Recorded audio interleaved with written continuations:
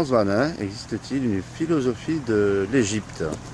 Oui, on retrouve les traces de la première philosophie en Égypte, avec notamment la construction des temples et des lieux où on rendait le culte non seulement aux morts, mais aux pharaons. La première pensée égyptienne était surtout pratiquée par les prêtresses, qui évoquaient à l'époque le Noun, qui donnera ensuite en Grèce le Nous, qui veut dire la raison qui est capable de se penser.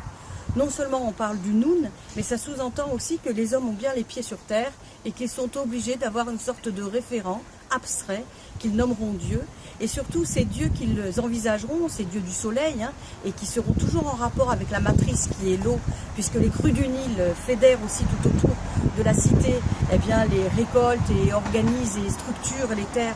Donc à chaque fois, il faut repenser les saisons et il faut repenser aussi la géographie des sites à partir du Nil.